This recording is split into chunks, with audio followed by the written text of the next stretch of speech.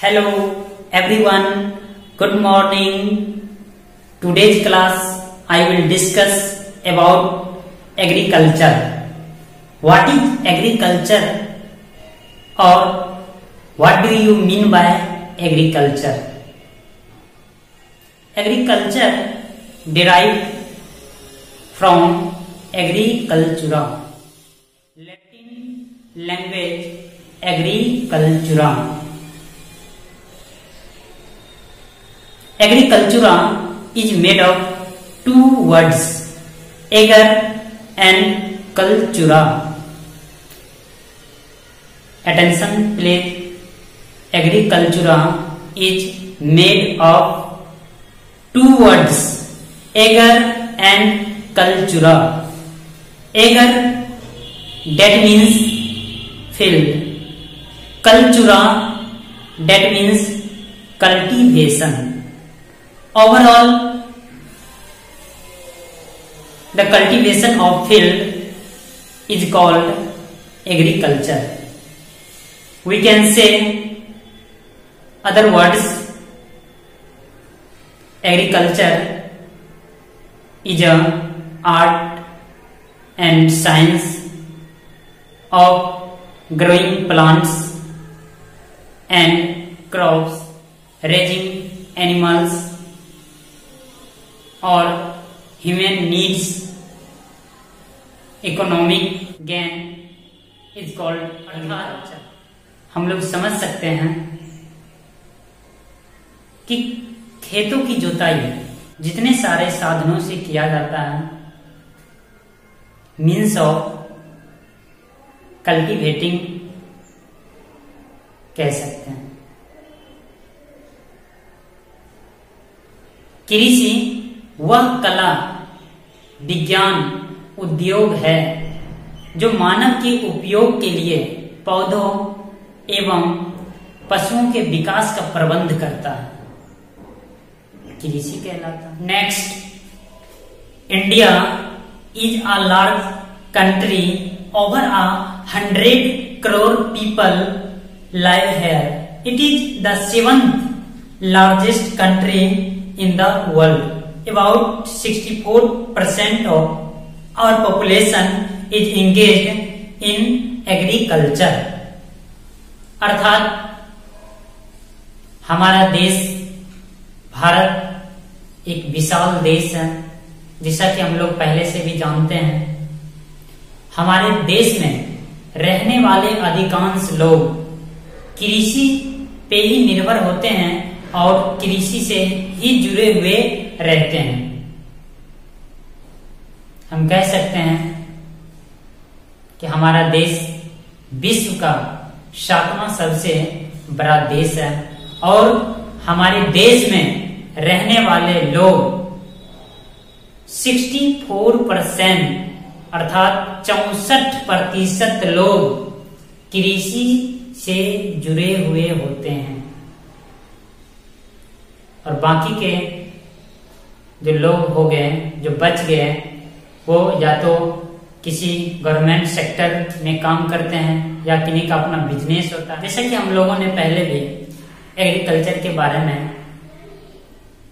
सुना और इसका विशेष जानकारी हम लोग इस चैप्टर के अंदर प्राप्त करेंगे। First topic of this chapter, major cereal crops. Major cereal crop.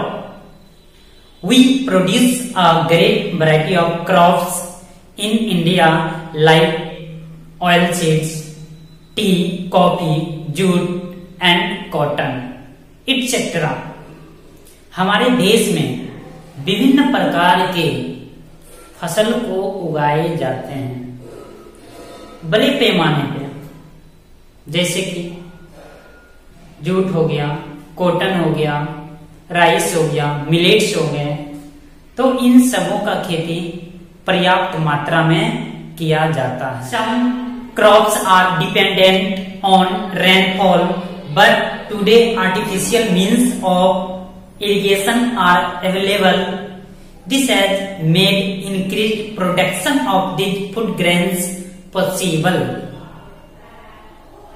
कह रहा है कि कुछ जो फसलें होती है वो मुख्य रूप से वर्षा पे आश्रित होते हैं, लेकिन ये भी हम लोगों को मानना पड़ेगा कि आज के इस टेक्निकल युग में मीन्स ऑफ इरिगेशन का डेवलप इतना हो गया है कि हम लोगों को वर्षा पे आश्रित होने की आवश्यकता नहीं है। हमारे पास इतना पर्याप्त साधन है जिसके माध्यम से हम लोग जहां चाहें वहां पे पानी को पहुंचा सकते हैं।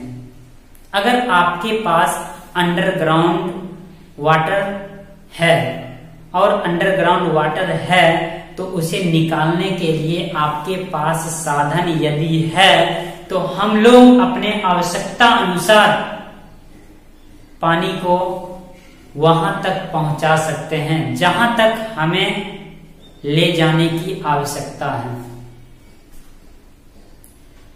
तो इससे और भी अधिक फायदे हैं कि जब हम लोग आवश्यकता अनुसार फसल को पानी देते हैं तो फसल का जो उत्पादन क्षमता होता है वो अधिक हो जाता है।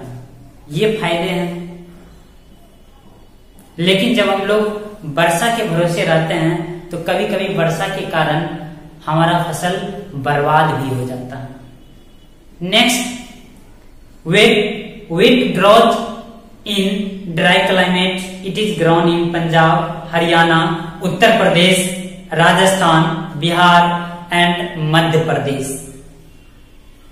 खास करके गेहूं का जो उपज होता है, गेहूं जो उगाया जाता है वो ड्राई क्लाइमेट में उगाया जाता है और यह प्रायः पंजाब, हरियाणा, उत्तर प्रदेश, राजस्थान, बिहार, मध्य प्रदेश जैसे जगहों पे उगाया जाता है। अंडरस्टैंड? नेक्स्ट हम लोग समझते हैं चाय क्या होता है। प्रत्येक दिन बहुत सारे लोगों का एक रूटीन बन जाता है, वो लोग चाय पीते हैं, कॉफी पीते हैं, वो भी कम नहीं, पर्याप्त मात्रा में। तो भाई ये चाय आता कहां से, इसका पत्ती प्राप्त कैसे होता है? ये कहीं आसमान से तो नहीं आता है। तो हम लोग इसे भी समझेंगे आखिर ये कैसे प्राप्त होता है, क्या होता है। हम लोग जनरली चाय का पत्ती खरीदते हैं दुकान से। चलिए तो हम लोग समझते हैं। T is also the most important beverage crop. Beverage means होता है पेय पदार्थ। तो यह चाय एक पेय पदार्थ फसल है, एक प्रकार का पेय पदार्थ फसल है, बीवरेज क्रॉप है। Next, India is the largest producer of T in the world. और विश्व में जो हमारा देश भारत है, चाय उगाने में यह आगे है। सबसे अधिक यह चाय को उत्पादन करता है। बात समझ में आ रही है? Understand? Next, tea grows based on the slopes of Assam hills, West Bengal and Nilgiri hills. और प्रायः यह नीलगिरी हिल्स, असम, पहाड़ी इलाका, नेक्स्ट वेस्ट बंगाल, इन सारे जगहों पे पर्याप्त मात्रा में चाय की खेती की जाती है। Next, coffee. कॉफी भी एक प्रकार का पेय पदार्थ है, beverage crop. Coffee is also a beverage crop. It is grown in Karnataka, Tamil Nadu and Kerala. और यह भी खास करके कर्नाटक, तमिलनाडु एंड केरला जैसे जगहों पे उगाया जाता है। Rice is grown in the hot and rainy part of India. कह रहा भारत का जो वर्षा वाले इलाका है एंड हॉट एरिया, वैसे जगहों पे राइस का खेती किया जाता है। Next such as Andhra Pradesh, Assam, eastern Madhya Pradesh, Tamil Nadu, West Bengal and the coastal planes.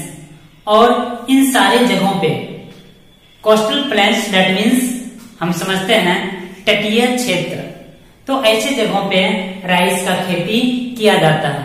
Next, today because of modern irrigation facilities rice is even grown in Punjab and Haryana.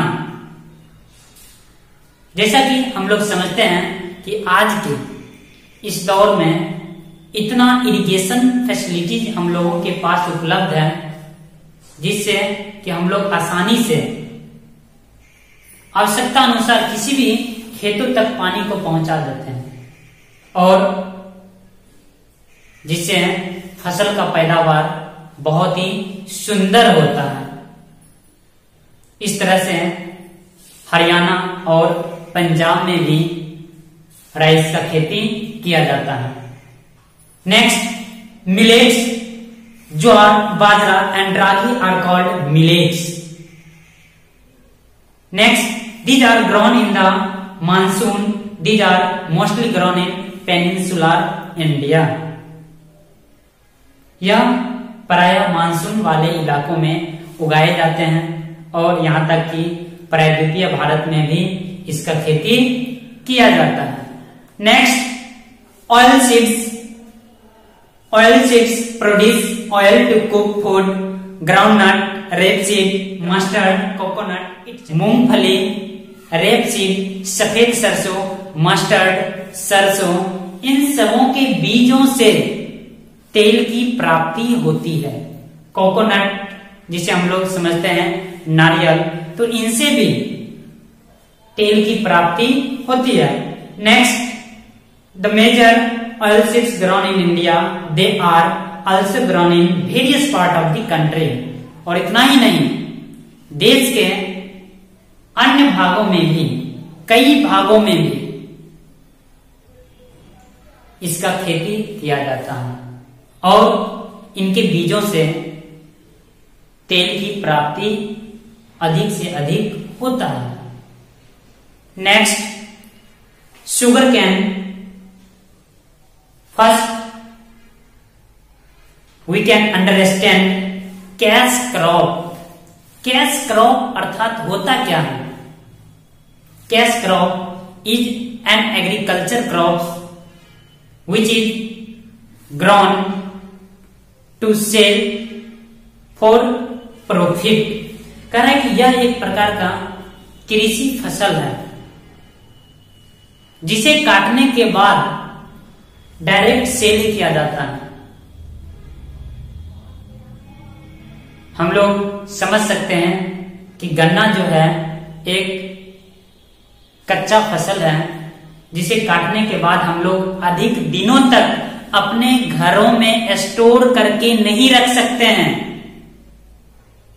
यह आवश्यक है कि हम इसे जल्द से जल्द सेल करें। यदि आपके क्षेत्र में गन्ना का कोई मिल है तो हम वहां पे जाके इसे बेचते हैं। अगर हम इसे लंबे समय तक रखें तो यह बेकार हो जाएगा, इसलिए इसे कैश क्रॉप कहा जाता है। कॉफी भी आपका कैश क्रॉप है। जिस तरह से हम लोग चावल का खेती करते हैं, व्हीट का खेती करते हैं और फसल पकने के बाद हम लोग अपने घरों में स्टोर करके रखते हैं, लेकिन शुगर कैन को हम लोग स्टोर करके नहीं रख सकते हैं। क्यों नहीं रख सकते हैं? क्योंकि यह कच्चा होता है और जब हम इसे अधिक समय एक लंबे समय तक यदि रखें तो यह बेकार हो जाएगा। इसीलिए इसे जल्द से जल्द सेल करने की आवश्यकता पड़ती है, इसीलिए इसे कैश क्रॉप कहा जाता है। Sugar cane is a very important cash crop of India. It is grown on well drained fertile soil. और जो अच्छा सूखा उपजाऊ मिट्टी होता है उस मिट्टी में शुगर कैन का खेती किया जाता है। दैट मीन्स गन्ना का खेती किया जाता है। Sugar cane is use to make sugar and गुड़, जिसे हम लोग जैगरी भी कहते हैं। तो रूप से शुगर कैन का उपयोग चीनी एंड गुड़ बनाने में किया जाता है। Sugar industry is based on it, और जितने भी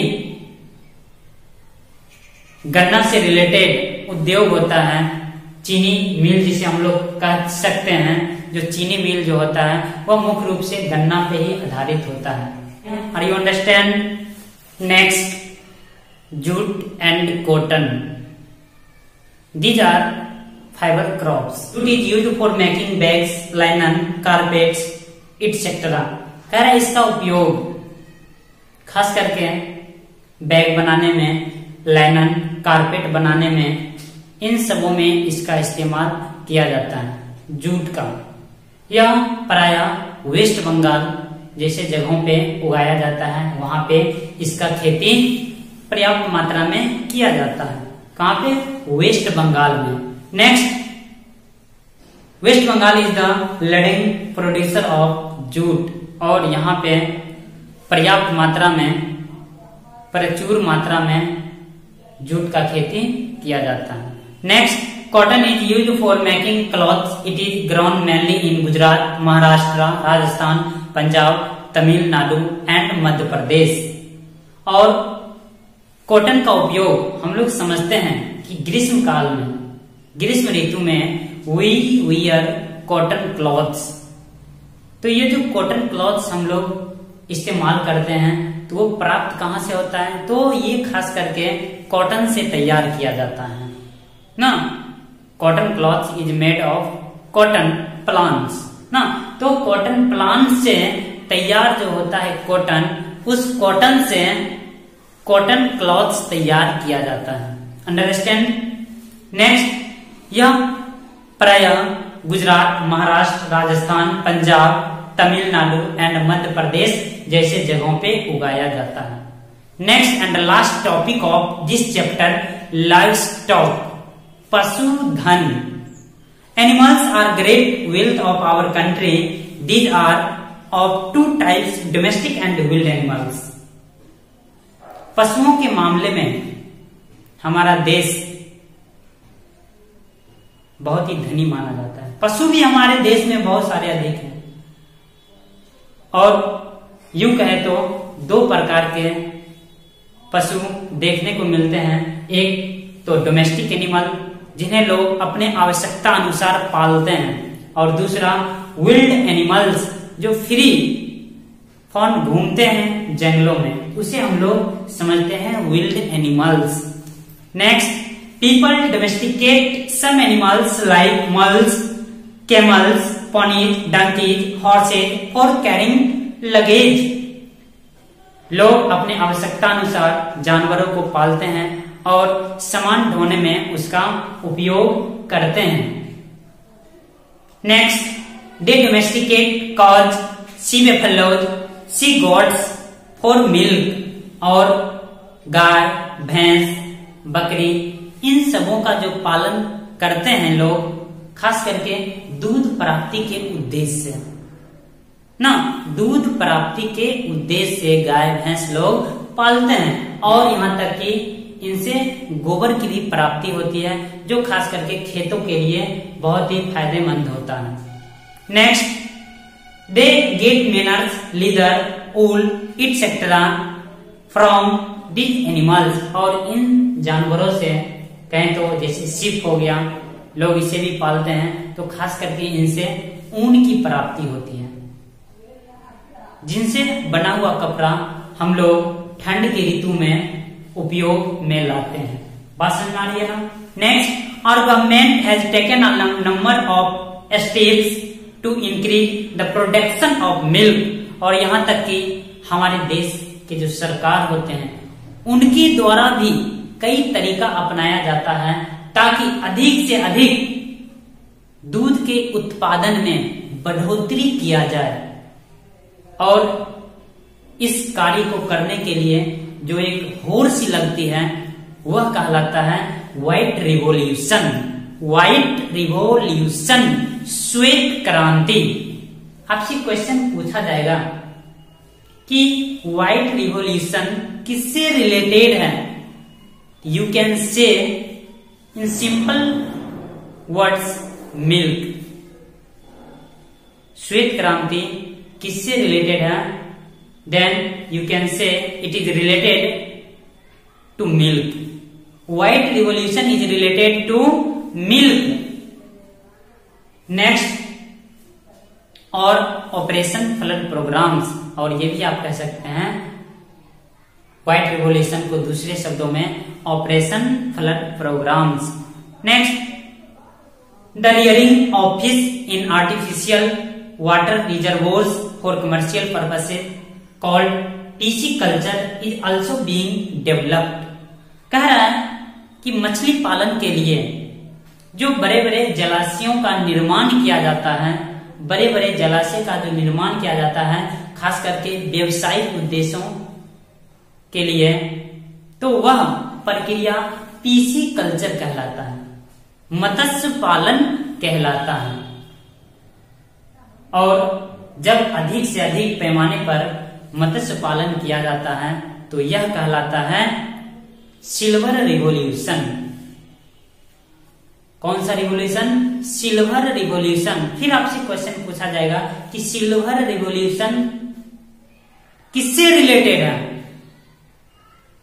तो यू कैन से फिश, रियरिंग ऑफ फिश ना, और पीसी कल्चर। तो आप जनरली कह सकते हैं कि मत्स्य पालन से रिलेटेड है क्या चीज? Silver revolution. उसी को सिल्वर रिवॉल्यूशन बोला जाता है। Next, our country is rich in wild animals, tiger, lions, foxes, apes means वानर, monkeys, elephants are found in number in the forest. ये सभी जानवर जंगलों में पर्याप्त मात्रा में होते हैं, बड़े बड़े जंगलों में। ऐसा ना कि हमारे गांव के छोटे मोटे जंगलों में भी रहते हैं, नहीं, ये बड़े बड़े जंगलों में रहते हैं। और यहां तक कि ये सब विलुप्त होने के कुछ ऐसे भी जानवर हैं जो कि विलुप्त होने के कगार पे हैं। तो उसका भी वजह है, या तो उस जानवर के अनुकूल भोजन नहीं मिलता है, या फिर उसके अनुसार वातावरण नहीं मिल पाता है, इसलिए वैसे जानवर विलुप्त होने के कगार पे होते हैं। तो यहां से हम लोगों ने जनरली एग्रीकल्चर के बारे में एंड लाइफ स्टॉक के बारे में हम लोगों ने देखा कि एग्रीकल्चर क्या होता है। तो इन एग्रीकल्चर हम लोगों ने डिफरेंट टाइप्स ऑफ क्रॉप्स भी देखा, जैसा कि wheat, next millets, next sugar cane, next coffee, next tea, next rice. तो इन सबों के बारे में हम लोगों ने जनरली देखा। और जूट एंड कॉटन के बारे में भी हम लोगों ने देखा। तो ये सारे फसलों को हमारे देश में प्रायः उगाया जाता है। एट लास्ट हम लोगों ने white revolution and silver revolution के बारे में भी जाना, क्या होता है इन शॉर्ट। तो इस तरह से हम लोगों ने इस चैप्टर का हिंदी मीनिंग समझने का प्रयास किया। मुझे आशा है कि आप लोग बेहतर तरीके से समझ पाए होंगे। ठीक है, तो आज का क्लास, आज का लेक्चर यहीं पे समाप्त हो रहा है। फिर मिलते हैं हम लोग नेक्स्ट लेक्चर में। Thank you very much.